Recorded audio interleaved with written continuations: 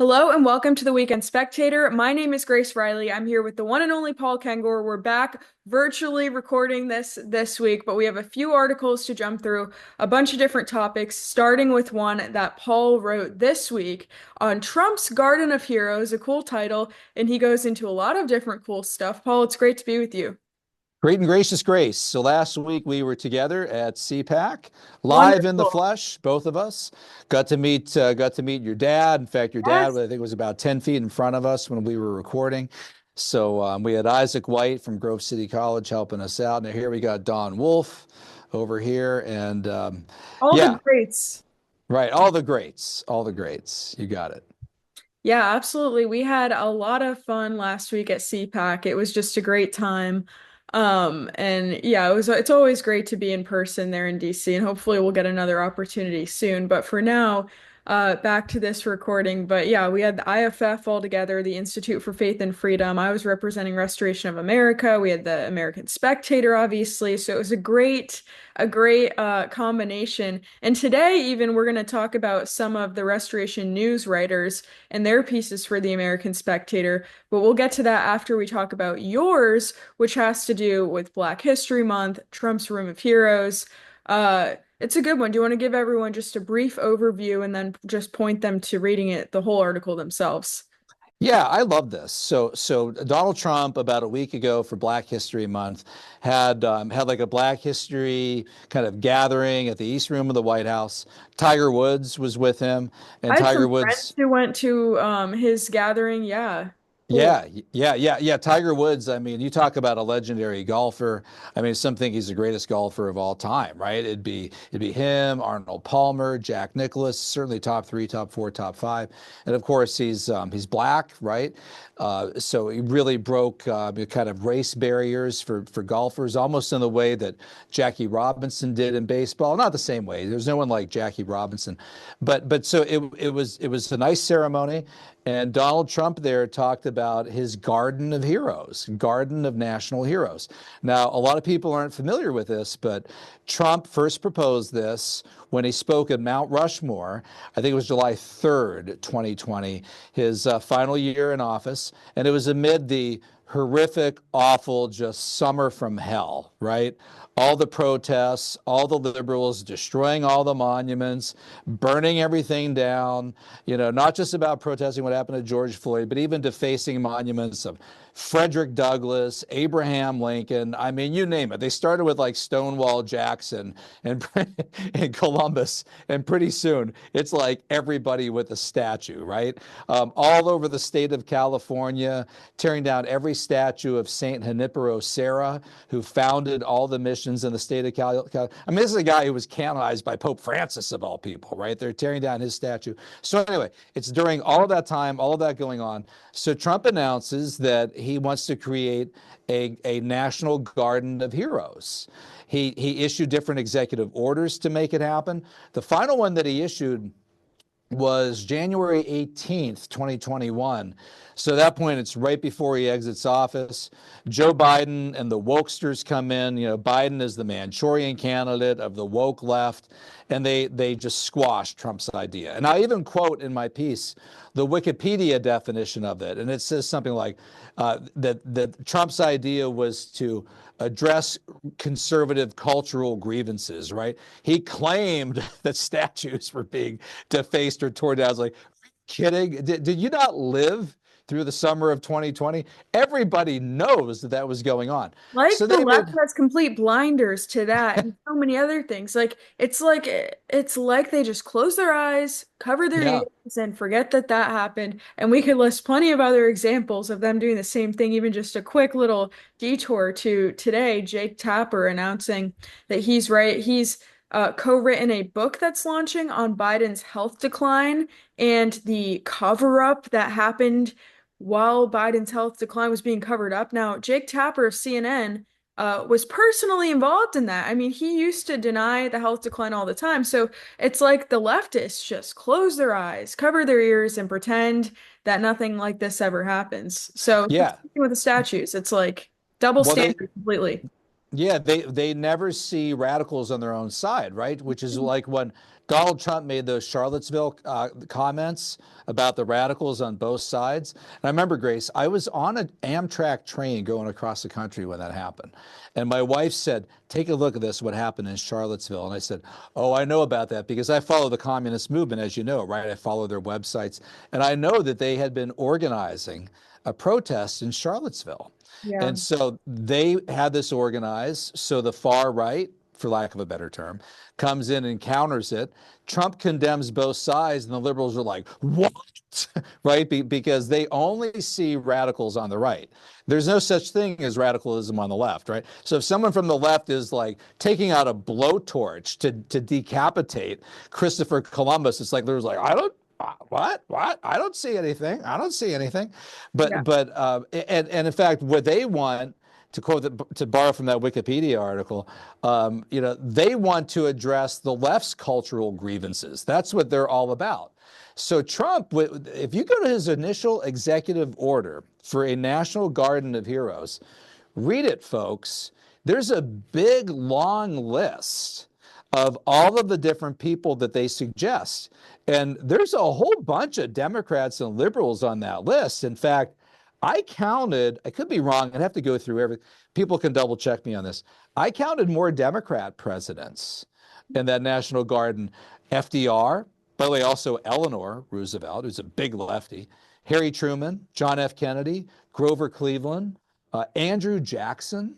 So what's that? At least like 5, I think, Democrat presidents. Republican presidents, there's Reagan, Eisenhower, and Coolidge.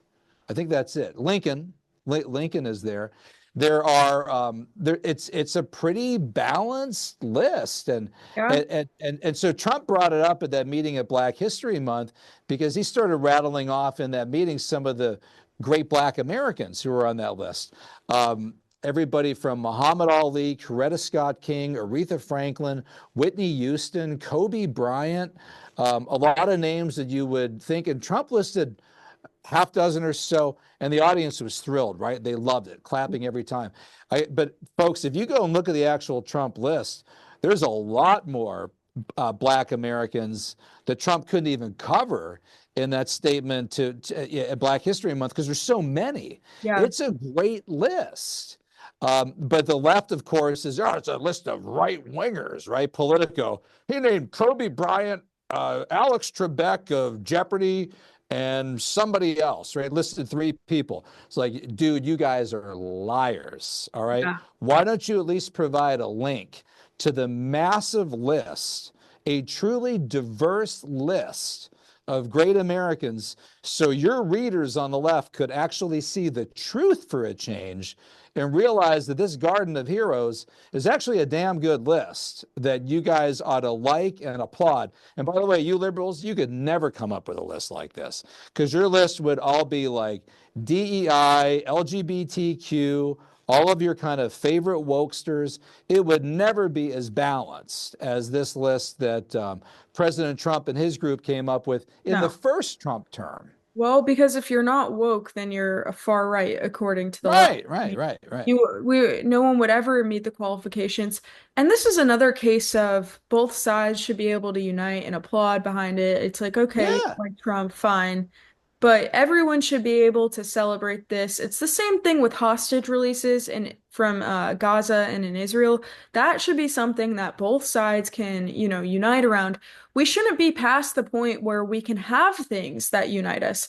But so many people are determined to stay so divided right. and, keep that division just spreading further and further apart that they refuse to have anything like that we can unify around.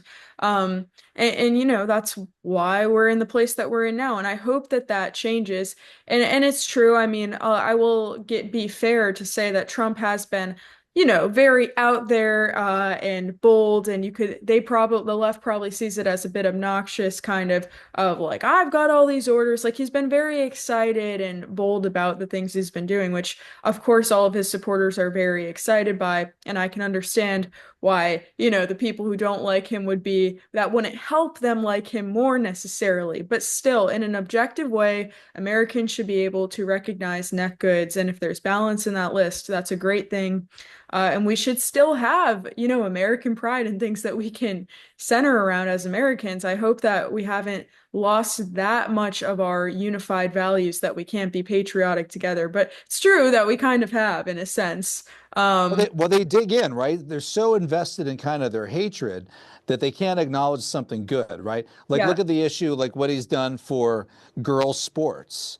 And Mhm. that ceremony that he had with all those literally little Great. girls, right? I mean, that was such a touching moment. Yeah. And that's something that's like an 80-20 issue.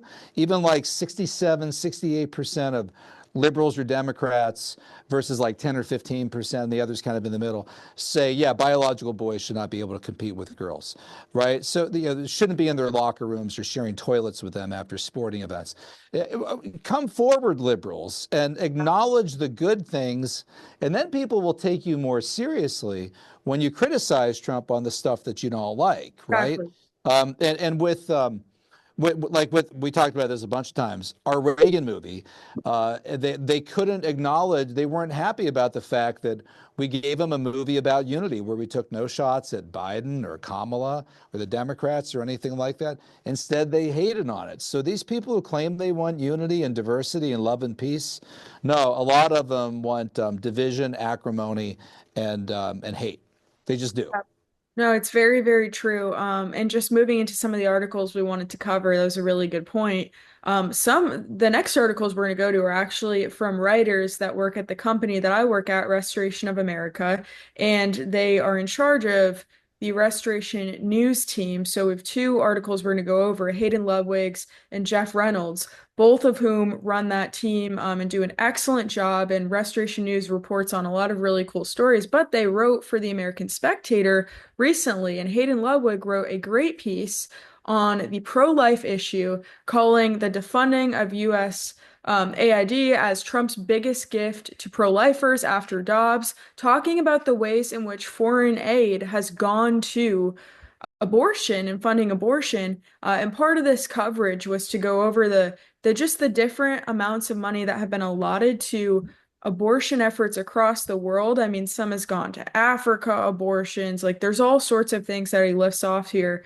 Um, that our taxpayer dollars have gone to overseas to promote and encourage abortions, make them possible. And that's something that, again, how was this ever a thing? How was our taxpayer money not only going to abortions in the United States, but also towards abortion globally? It's insane. So, the fact that that's been exposed is huge.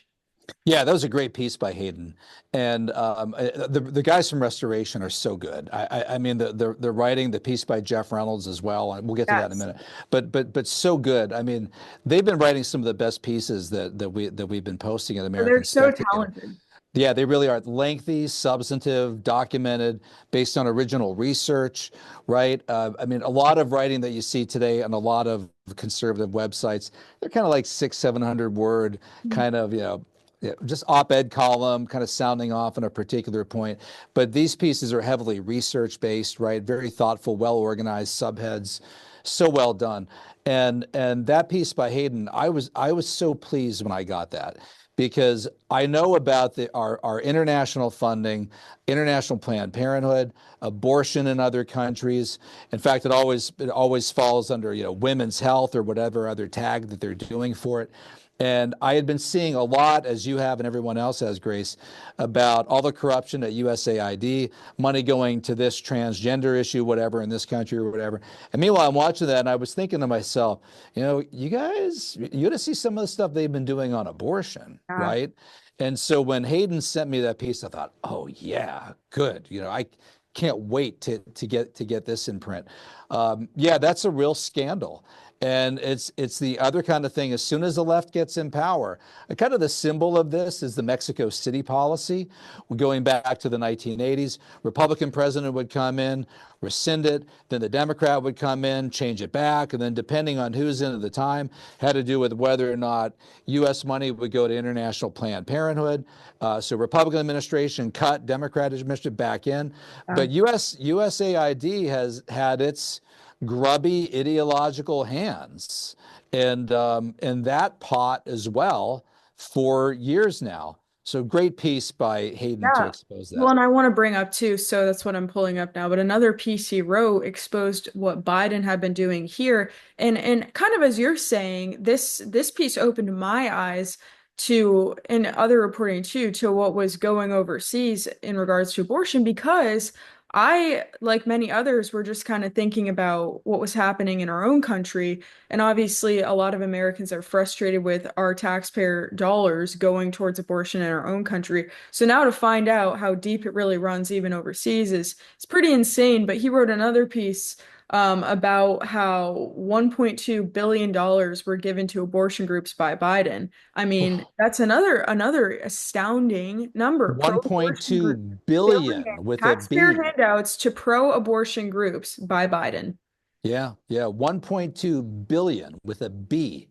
I mean, Yep. think about that. That is a lot of money, right? I Yeah. mean, think about just the cost of an abortion. I don't know what that would be nowadays, a couple $100, right? But that would, oh, I know it's just unconscionable. Yeah. And it's the kind of ghastly thing that Joe Biden did. For me as a Roman Catholic, to have a Catholic president doing that is just sickening. Yeah. And Biden at one point in his career in the Senate was, never pro-life, but more reasonable, more moderate on that issue. Always supported the Hyde Amendment, which prohibited taxpayer funding of abortion because, Americans didn't want their taxpayer dollars going to fund abortions. It's one thing if it's funding roads or even, the military, because the Constitution at least talks about defending the country, but to be paying for other people's abortions, it was unconscionable. Biden always supported that from 1977 till 2019 when he changed to pursue the Democratic nomination for the presidency. Kamala Harris and Elizabeth Warren in Atlanta were the ones that badgered him into changing that position. I was thinking, well, maybe he's just doing this to get the Democratic nomination because you got to be an abortion fanatic nowadays to get the Democratic nomination. But then he gets in there and he becomes this Manchurian puppet for the Democrats who just does everything that they want him to do. Who knows, back to the Jake Tapper point, right? Who knows what Biden was even running during the time that he was in office? But the people around him, his minions around him, were funneling all that money to all those different groups and all those different international projects. Yeah, it's absolutely insane and absurd. So well said. And we want to jump to Jeff's piece before we wrap up here quickly. But Jeff Reynolds just wrote a really excellent piece on Europe, and it's titled, How Does an Entire Continent Fail? And he kind of goes into a lot of different things, but he starts by going through JD Vance's speech. Happened recently. A lot of people saw it. It was pretty good. But what are your thoughts on that? Another great piece, because I could tell you our Spectator editorial meeting Monday at 3, Melissa McKenzie, Scott McKay, they were talking about how Europe was failing, right? And then I got that piece from Jeff, and I immediately sent it to all of them. I said, "Hey, look at this, They're right?" reading your And minds. I know, it was right on. Such a good piece. And our context, our conversation was also in the context of at that point. So the German elections were last weekend. So and this has to do with Donald Trump negotiating, being the broker between Volodymyr Zelensky in Ukraine and Vladimir Putin in Russia. And Trump made, I'm just going to say, really stupid statements about a week and a half ago, calling Zelensky a dictator. He was asked at CPAC by Brian Kilmeade, well, would you call Vladimir Putin a dictator too? And Trump didn't do it. And the New York Post had the cover. This is a dictator with a picture of Vladimir Putin on it. Putin's the one who should have been term limited out in March 2008. He's in until 2030, probably 2036. That's the dictator. But the reason I think Trump is saying things like that, Grace, he's trying to show himself to be a neutral broker, right? Capable of, I guess, criticizing both sides between Zelensky and between Putin. By the way, Zelensky hasn't held an election. It's supposed to hold one, I think, in 2023. But under their constitution, he doesn't have to hold an election during a time of war, martial law, or crisis. Guess what, folks? Winston Churchill did the same thing. Didn't hold an election for 5 years. Not until July 26, 1945, after the Nazis surrendered, did he finally hold an election. So, but Trump is doing that for the purpose of negotiating. I get it. And to get back to the point of Europe, as Trump himself realizes, who else is going to negotiate between Zelensky and Putin? True. Who's the European leader that's going to do it? The Germans can't. Macron in France, no. Starmer in Britain, no. I mean, who? It's Who's absurd. going to do it? It's Trump, And and letting it that's it. fall all on us. And the same thing with, I mean, the money too. And, that's been talked about quite a bit over the past few weeks. And Trump's obviously said that he's getting that back, apparently. But no, it's so true. And it was cool to be at CPAC and have some of these leaders speak, Yeah, actually yeah. speak. I mean, from Italy. And it was very Georgia Maloney's great. Yeah, I love yeah. Georgia Maloney. She's terrific. Yep, she was wonderful. She was actually one of the ones my dad was looking the most forward to seeing. And of course, Right. we've always got Nigel Farage there, who is set to keep doing well over there. So we'll see. But it was really I talked to a British couple the night that we were all waiting outside to go to dinner outside of the Reagan dinner, and I was talking to them about British politics, and I think they were astonished that they're like, we're surprised of your knowledge of British politics. I didn't tell them I'm a professor and I teach the stuff, right? I figured yeah, I'd let them think that we all know that much about British politics. But they were basically saying, yeah, the leader, the Labour Party leader of the UK, I mean, he's incompetent and useless. He can't do anything about this. There's not even clear who the conservative leader is in Britain right now. If there was to be a vote of no confidence, I don't even know who the conservative leader. So it really falls to Trump. yeah, Trump is the one guy. So Europe, to get back to Jeff Reynolds' point, right, is kind of who asleep at the wheel. You're yep. going to have to leave it to the American Has president to be the been, broker, has right? been. And has been, yeah. It's Georgia gone Maloney far could too do far. it, but they probably don't want her to do it. Yeah, and it's gone so far, too far in Europe. So we'll continue to watch what happens there. But we have to close. But I just want to mention your PragerU series so that you're doing on dictators. You just had a new video come out on Adolf Hitler, actually. But you have a few, it's a series. You have different videos that are going to be coming out from Prager University. These are excellent and worth checking out. You can see them on your screen right now. If you have any quick notes on that you want to mention, but I do want to direct people to go and watch those videos because they are very, Yeah. very good. PragerU does great work, and especially with you hosting these, they are top tier. Yeah, thanks. They do amazing work, don't they? If you just Google like PragerU 5-minute videos, it'll pop up. Yep. And we recorded these last summer, and we did 6 dictator. We called it originally the Dictator series, and then they came up with the phrase Hall of Evil, which I think is brilliant. And the first one was on Lenin, second one Stalin. The one that came out this past week is on Hitler. And the 3 to come, I'll give everybody a heads up. Mao, that's probably not a surprise. Pol Pot might not be a surprise, at least not to people of the American Spectator. And I think our watchers will love this. Fidel Castro. And I know the left will be like, Castro, but he's giving his people free health care and Yeah, education. not all He's the leftists with great. the Che Guevara shirts and cast. Right, right. Castro wanted to nuke the world during Yeah, the they should he all wanted to watch the. fire the nukes in the Cuban Missile Crisis. I'll rephrase what I said. He wanted to fire the nukes in the Cuban Missile Crisis, which would have led to World War III. We'll talk about that in the PragerU video. Yeah, I've no. written about it for the American Spectator too. You can look it up. Okay, awesome. So make sure that you check all of those out. I'll make sure to link them so that you can find them more easily in the YouTube and Rumble descriptions and also in the article on the American Spectator's website. So make sure that you go to one of those to find these links easily. But thank you so much for tuning in this week. We had a lot to jump through, but we're glad that you joined us and we are looking forward to seeing you next week. Make sure that you go to spectator.org, check out all of these articles and share this with your friends. We always appreciate that, and we're looking forward to seeing you next week. Paul, it was great to be with you. Grazie, Grace. See you again next week.